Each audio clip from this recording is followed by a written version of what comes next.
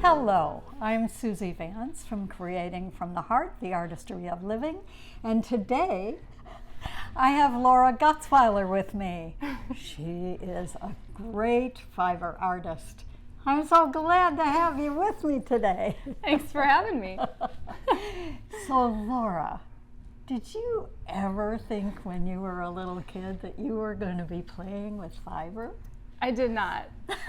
I was the kid, though, in class that always said she was going to be an artist when asked what you're going to be when you're a kid, and I always said artist, but I didn't know how to get there. Did you know what that meant? Not really. I liked art class, Which means what you really liked was being creative and probably doing what you wanted to do. Absolutely. So as time goes by, you graduated from high school, and then somehow I made it through school. I went through college studying to be a physical therapist. I was really into exercise science and sports medicine. No wonder you're in such good shape. It was. Okay. And I kind of lost the artistic outlet that I used to have. I didn't do art for many years. Okay, so. But you went along and did physical therapy? Well, I didn't go to physical therapy school. I started personal training, teaching classes. I taught yoga, and I still teach yoga once a week. So teaching others was still like something really enjoyable for me. That's a good thing. Yeah.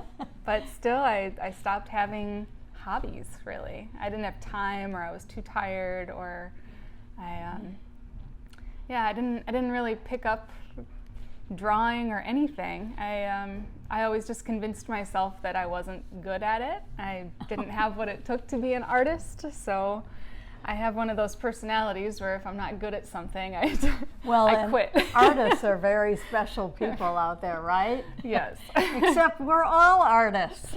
We are, in everyone's way. Creative. We are creative, and eventually, after a lot of searching.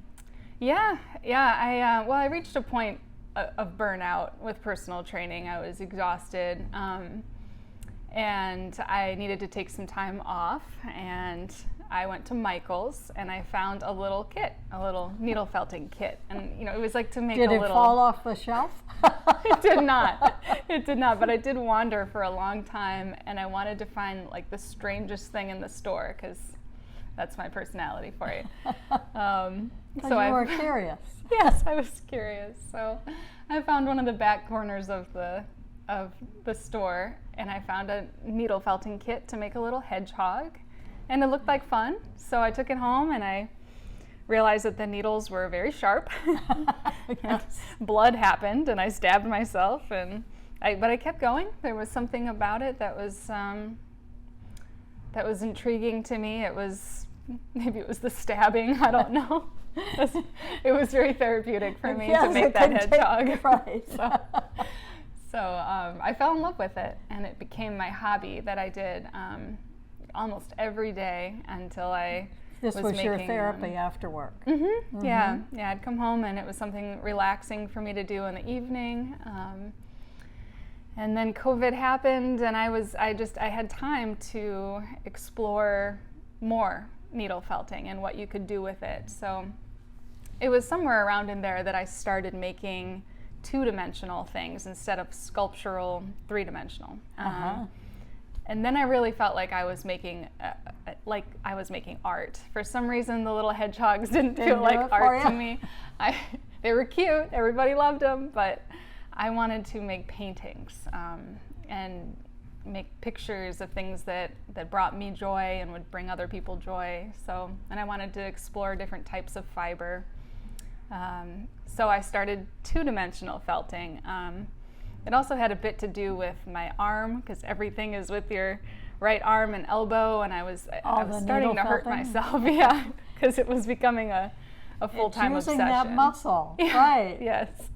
And two-dimensional felting on a flat surface was easier on my arm, so I was able to be a little nicer with my right elbow and everything. And then ever since then, I've just been exploring new techniques and just taking my time with things. I am mostly self-taught, so I like to just play. Yes, I get I like to just find new fibers and blend them, and sometimes the fiber itself like tells me what it needs to be. There are certain colors that I know just need to be sunsets and water and trees, and I just kind of You're in love with nature, I can tell. I am, yes. I'm a big nature person. That's where I regenerate, you know, where it's quiet and peaceful.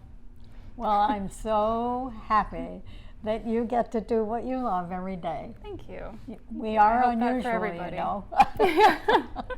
Yes, it is a blessing. It really is. And we're trying to pass it on. Yes, yes. So you teach classes? I do teach classes. I would like to teach a little more than I currently do. I'm just not very good at scheduling them and organizing them, but I love teaching. I love sharing the art with other people. I love the tactile. Yeah. I love how it feels. Yeah, and every class someone says, oh, this is relaxing, I see why you like this, or I mean, really, I think why I like it so much is because I have quite a bit of anxiety, so when I'm working on something in front of me with a sharp needle, I have to focus. You can't get distracted and let your mind wander or think about other things. Because you poke yourself. Right, so you have to look at what you're working on, and that's helpful for me. It's like forced focus. And so kids love it too. I've taught 10-year-olds, I've taught all the way up to people in their 80s, so it's just like me. You are not. You are not. Lies. So it's awesome. Like, anyone can enjoy it. It doesn't have to be something magnificent you create. It's more about just trying something new. So where have you taught? You teach with the dunes? I have taught at Three Moons Fiberworks in Chesterton. That's a beautiful store for classes. It's quiet in there. You're surrounded by looms and just lots of fiber, and I love teaching there. Just recently I started teaching with Dig the Dunes. Right. And their classes are held up in Portage, in a nice big room overlooking the dunes and the lake, and it's beautiful. But I'll also do small group classes. I've gone and done classes with Girl Scouts and with the Parks Department soon, and just it's a lot anyone that wants to learn than the everyday work of teaching PT or doing PT for people who are hurting. Yeah, the 9 to 5 wasn't working for me. The scheduling, I kind of need to be one of those people that makes my own schedule, and good. Yeah, I need that flexibility. So if people wanted to reach you to find out like where they could have a class or what they could do, where would they reach you?